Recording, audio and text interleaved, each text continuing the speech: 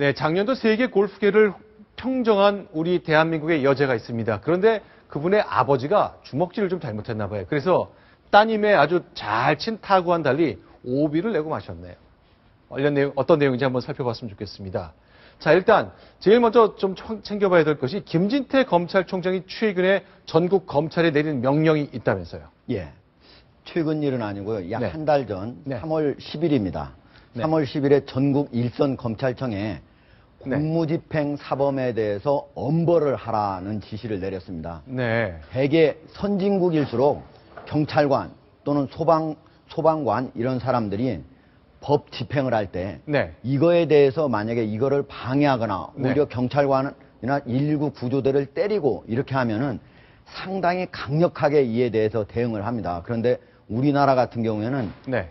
과거보다도 오히려 갈수록 이거에 대한 처벌의 정도가 낮아졌다. 네. 그래서 최근 자료를 보면은 약 6년 전이 2008년, 네. 2008년에 매년 네. 1만여 건의 공무집행 방해 사건이 있는데 네. 이 중에서 약 5% 이상이 구속이 됐습니다. 네. 그런데 지난해에는 2.5%로 오히려 내려왔습니다. 그래서 이래서는 안 되겠다. 네. 그래서 앞으로 경찰관을 폭행하는 사람에 대해서는 설령 그 사안이 경미하더라도 그리고 동종의 전과가 없더라도 그리고 술에 취해서 그랬다고 하더라도 반드시 원칙적으로 구속수사를 원칙으로 하라. 이렇게 하고 지시를 내렸습니다. 자, 이렇게 여쭤본 이유는 뭐냐면요. 앞서 말씀드린 골프 여제 박인비 선수의 아버지가 주먹을 좀 잘못 썼는데 그게 바로 경찰이었나 보네요. 네, 그렇습니다. 지금 말씀하신 것처럼 검찰총장이 공무집행 방해죄에 대해서 엄벌하라고 지금 내려놓은 상황입니다. 이런 엄중한 상황에 이 박인비 선수의 부친 지난달 27일 밤이었습니다. 술을 먹고 택시기사를 폭행하고 네. 이 사건 현장에 출동한 경찰관까지 폭행을 한 그런 일이 있었습니다. 자, 그럼 지금 화면에 박인비 선수의 모습이 보이는데 네. 그냥 골프를 잘 치는 정도가 아니죠. 세계 1등인 거죠. 그렇습니다. 뭐 박인비 선수 그러면 LPGA 투어, 재팬 LPGA 투어에서 활동하는 우리 국가대표 골퍼인데 네. 지난 2013년 4월 15일 네. 세계 랭킹 1위에 등록되면서 골프의 여제로 불리는 그런 유명한 골프 선수입니다. 그런데 이 선수의 아버지가 이 폭행 시비에 휘말렸고 이 경찰이요 구속영장을 신청했습니다. 공무집행 방해죄로 구속영장을 신청했는데 문제는 네. 여기서 발생했습니다. 네. 검찰이 말하자면 성남지청 검사가 뭐 구속이 필요성이 없어 보인다라고 하면서 영장을 기각해서 불구속 입건을 하면서 네. 문제가 됐습니다. 영장을 기각한 사유, 뭐 초범이고 피해자와 합의를 했다. 그리고 박인비 선수의 경기 일정, 곧 있을 국제 경기 일정 때문에 그런 것들을 감안해서 이 이 박인비 선수의 아버지에 대해서 불구속 입건을 했다라는 부분에 있어서 지금 비난이 많이 일고 있죠. 자, 그럼 정리해 볼게요. 제복 입은 분들의 권위가 존중되고 그분들이 정상적으로 일할 수 있어야만 반듯한 나라가 된다는 생각 때문에 검찰총장이 엄하게 지시를 했습니다. 그런데 경찰이 맞았잖아요. 네. 그런데 경찰이 이분 구속수사해 주십시오 했는데 검찰이 그럴 필요 없다. 방금 전에 설명한 이유로 그냥 기각했어요. 네. 앞뒤가 안 맞죠? 그래서 네. 그러면 검찰청에서 감찰을 한다. 네. 이거 좀 문제가 커지는 겁니까?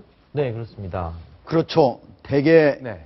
구속영장을 기각할 것이냐 네. 아니면 그대로 받아들여서 법원에 청구를 할 것이냐 이런 정도는 검사가 재량으로 네. 하고 조금 저렇게 박인비 선수의 아버지 정도 이렇게 좀 사회적인 그런 지위가 있다 그러면은 위에 상부에 보고를 해서 네. 대가를 받아서 하는 것이 일반적이거든요. 그래서 네.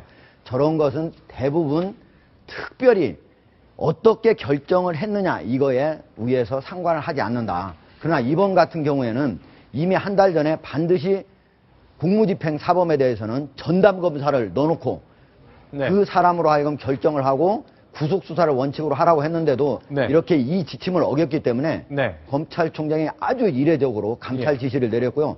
감찰 지시를 내린 부분에는 두 가지가 있습니다. 하나는 어떻게 해서 구속영장을 기각하게 되는가. 여기에는 지금 해당 그 지청의 검찰 간부가 네. 해당 박인비 선수의 아버지 네. 그 아버지의 변호사하고 네. 연수원 동기라고 하는데 이런 부분이 어떤 영향을 미쳤는지 잠깐만요. 예. 그러니까 박윤비 선수 아버지가 주먹을 휘두른 다음에 문제가 생기니까 변호사를 선임을 했습니다. 그 변호사랑 예. 기각한 검사랑 사법연수원 동기예요? 아닙니다. 제가 기각한 검사라고 말씀은 드리지 않았고요. 네네. 해당 지청의 네. 간부와 같이 연수원 동기다. 네. 그래서 대검에서는 반드시 어떻게 해서 보고가 됐고 네. 누가 기각을 지시를 처음 하게 됐는지 네. 해서 부장, 차장 그리고 지청장까지도 조사를 하라라고 지시가 내려갔습니다. 자, 그러면 오해로 우연히 연수원 동기일 수도 있고 아니면 동기이기 때문에 뭐 전화를 한다거나 해서 그 간부가 개입했을 수도 있는 거네요. 그렇습니다. 아하. 그러니까 첫 번째는 왜 지침을 어기게 됐는지, 네. 두 번째는 로비가 있었는지 아니었는지 네. 이 두 가지를 모두 조사해서 보고하라는 얘기입니다. 네, 자, 지금 뭐 국내외에서도 뭐 엄정한 법 질서의 집행 이런 게 대단히 강조되고 있습니다. 유니폼 입은 분, 소방관도 그렇고요. 또 안전요원도 그렇고 경찰관들이 자기 정상적인 업무를 할 때는 존중받아야 되죠. 술 취했다는 이유만으로 여러 가지 정상 참작이 될 이유가 있다는 이유 때문에 글쎄요, 계속 넘어가는 일들이 과연 어떻게 될지. 특히 변호인과 고위 검찰 관계자 사이에 무슨 연결고리가 확인되면 이거는 사안이 좀 간단치 않을 것 같습니다. 계속 추적해서 소개해 드리도록 하겠습니다. 자, 두 번째 소식까지 봤습니다.